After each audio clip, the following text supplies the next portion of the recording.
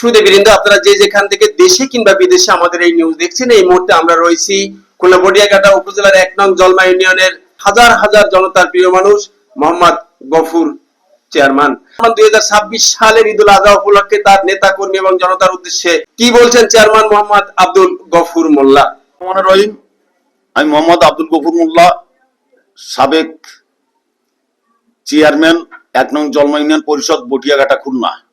ঈদুল আজহা উপলক্ষে ১ নং জলমাবাসী সহ সমগ্র দেশবাসীকে জানাই ঈদুল আজহার শুভেচ্ছা ও অভিনন্দন।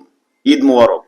১ নং জলমা ইউনিয়ন পরিষদের আবাল বৃদ্ধ বনিতা সবাই আমাকে ভোট দিয়ে দুবার চেয়ারম্যান বানিয়েছিলেন।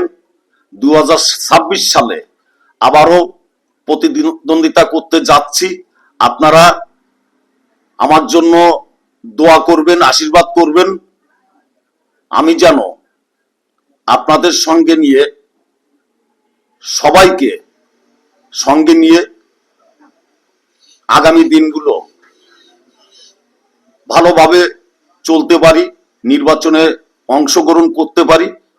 সবার দোয়া ও আশীর্বাদ প্রার্থী। আমি আপনাদের সঙ্গে ছিলাম, আছি, আগামীতেও থাকবো ইনশাল্লাহ। সুধীবৃন্দ, আপনারা যে যেখান থেকে আমাদের এই নিউজ প্রতিবেদন দেখলেন এবং শুনলেন, আপনাদের সবাইকে অভিনন্দন। ১ নং জলমা ইউনিয়নকে সাজাতে মোহাম্মদ আব্দুল গফুর মোল্লা তিনি কিন্তু আপনাদের সাথে ছিল, আছে এবং থাকবে এমন প্রত্যাশা দিচ্ছেন। আপনাদের সবাইকে অভিনন্দন জানিয়ে নিচ্ছি। আজকের মতো বিদায়। আপনাদের সকলের সুস্বাস্থ্য দীর্ঘায়ু কামনা করে আল্লাহ হাফেজ।